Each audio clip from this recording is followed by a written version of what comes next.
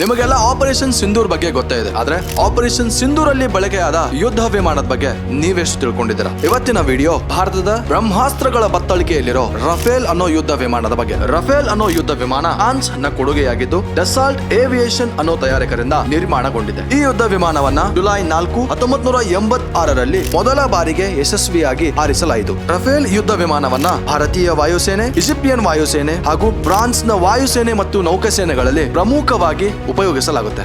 Rafale ಯುದ್ಧ ವಿಮಾನವನ್ನ 3 ವಿಧಗಳಲ್ಲಿ ವಿಭಜಿಸಲಾಗಿದೆ: Rafale B, Rafale C ಹಾಗೂ ರಫೇಲ್ ಎಂ. ರಫೇಲ್ ಬಿ ಹಾಗೂ ರಫೇಲ್ ಸಿ ಯುದ್ಧ ವಿಮಾನಗಳು ಭೂನೆಲೆಯಿಂದ ಕಾರ್ಯನಿರ್ವಹಿಸಿದರೆ, ರಫೇಲ್ ಎಂ ಯುದ್ಧ ವಿಮಾನವು ವಿಮಾನ ವಾಹಕ ನೌಕೆಯಿಂದ ಕಾರ್ಯನಿರ್ವಹಿಸುತ್ತದೆ. ಇನ್ನು ಈ ರಫೇಲ್ ಯುದ್ಧ ವಿಮಾನವು 50 ಫೂಟ್ 1 ಇಂಚ್ ಉದ್ದವಾಗಿದ್ದು 17 ಫೀಟ್ 6 ಇಂಚ್ ಎತ್ತರವಾಗಿದೆ. ಇನ್ನು ಇದರ ವಿಂಗ್ ಸ್ಪ್ಯಾನ್ ನೋಡೋದಾದ್ರೆ 35 ಫೀಟ್ 9 ಇಂಚ್ ಆಗಿದೆ. ಈ ಯುದ್ಧ ವಿಮಾನಗಳ ತೂಕ 9850 ಕೆಜಿಯಿಂದ 10,300 ಕೆಜಿ ಇದ್ದು ಗರಿಷ್ಠ 24,500 ಕೆಜಿ ವರೆಗೂ ಮಿಸೈಲ್ ಗಳನ್ನು ಹೊರುವ ಸಾಮರ್ಥ್ಯವನ್ನ ಹೊಂದಿದೆ. ಇನ್ನು ಈ ರಫೇಲ್ ಅನ್ನೋ ಪದದ ಅರ್ಥನೇ ಗಾಳಿಯಷ್ಟೇ ರಭಸವಾದದ್ದು. ಹೀಗಾಗಿ ಅವುಗಳ ಸಾಮರ್ಥ್ಯದ ಬಗ್ಗೆ ಮಾತನಾಡೋದಾದ್ರೆ, ರಫೇಲ್ ಯುದ್ಧ ವಿಮಾನದ ಗರಿಷ್ಠ ವೇಗ ಪ್ರತಿ ಗಂಟೆಗೆ 1912 ಕಿಲೋಮೀಟರ್ ಇದ್ದು 6 ಏರ್ ಟು ಏರ್ ಮಿಸೈಲ್ ಗಳನ್ನ ಹೊತ್ತುಕೊಂಡು ಶಬ್ದದ ವೇಗಕ್ಕಿಂತ ವೇಗವಾಗಿ ಚಲಿಸಬಲ್ಲ ಸಾಮರ್ಥ್ಯವನ್ನ ಹೊಂದಿದೆ. ಈ ಯುದ್ಧ ವಿಮಾನಗಳ ವಿಶೇಷತೆ ಏನಪ್ಪಾ ಅಂತಂದ್ರೆ, ಇವುಗಳನ್ನ ಭಾರತೀಯ ವಾಯುಸೇನೆಗೆ ಅನುಕೂಲವಾಗುವಂತೆ ಸುಧಾರಿಸಲಾಗಿದೆ.